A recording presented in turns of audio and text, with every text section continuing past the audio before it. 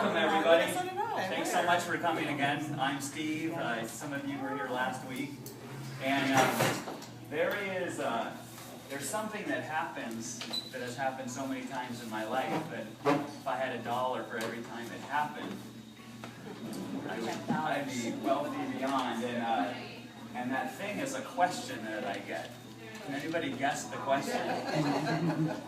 Where do you get your protein? Like in the raw food diet, there's not enough.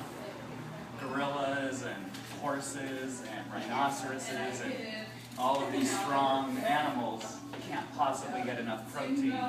And so us humans can't either. And the deal is that protein sells a lot of products.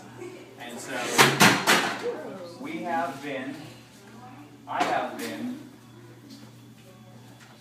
I guess, believed that I need more protein. I need to have milk, I need to have meat, I need to have all of these things that have protein because I'm going to be protein deficient.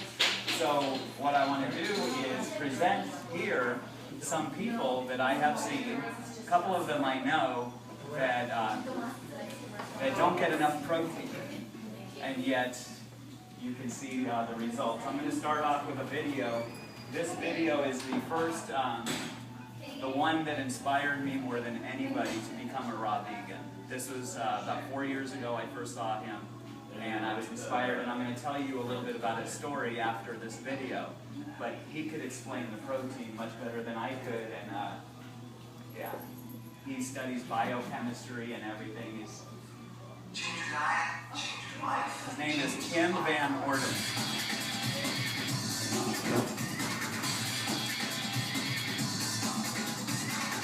One of the things that people ask me all the time, and you're probably going to ask this in Q&A, but it's one of my favorites, so I'll get it right out there. Where do you get your protein? Tim, where do you get your protein? Nuts and seeds, legumes, soy? Well, I don't eat nuts and seeds. I don't eat soy. I don't eat beans. Where do you get your protein? I don't get my protein. But then as people say, oh, kale and leafy greens, and yeah, I am getting some protein from that. But as an athlete, not enough.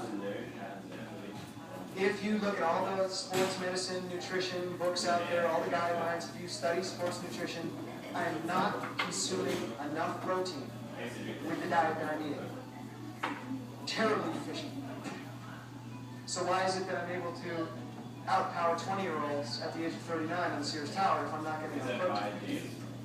How's that possible? How is it that I'm 15 pounds overweight for a runner? Not fat. I have no body fat. I can't get body fat. I try. But why am I 15 pounds overweight? Because I have too much muscle. I build muscle without doing anything. How is that possible if I'm not getting protein? You know? Like there are people out there that say that diet will never increase muscle. Exercise is the only thing that can increase muscle mass. Excuse me, but come over here and study this, because I can prove you wrong. But I'm not eating protein. I'm not eating the nuts. I'm not eating the seeds. Where am I getting my protein from? I'm not. I'm not. What I'm getting are amino acids in the form of enzymes. Protein is the middleman, okay? We've all been sold the protein myth because it sells products. You don't need protein. You need amino acids. When you consume protein, the body has to expend a lot of energy to break it down. They're pretty strong bonds. The body can break down sugars and fats pretty quickly. Proteins take a long time to break down. They're tough molecules to break apart. And when the body does break them apart, it turns them into amino acids, which it then uses. It doesn't use the protein, that's the middleman. It uses the amino acids. So why eat the middleman, which takes energy out of my body to break it down? Why not just eat the amino acids, which instantly become assimilable, and they go right into the body and do the job? That's what enzymes are. They're complex chains of amino acids. Look it up. You don't take my word for it. Look it up. That's what the definition is. You know? Any fresh fruit or vegetable is full of enzymes. Enzymes are amino acids.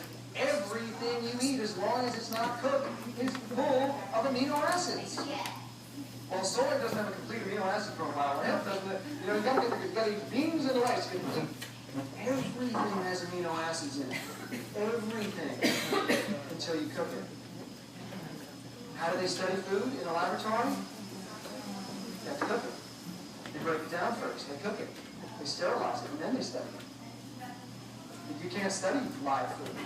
Like now they have a way to study live blood. You know, it used to be blood all had to be cooked before you could look at it under a microscope. Well, now they've developed microscopes that can actually look at live blood. That's a new technology. Eventually, maybe they'll find a way to look at live food. But right now, in order to study the chemical properties of that food, they have to cook it. So they're obviously not going to see, there's no amino acids or proteins in that apple. But they're going to cook it.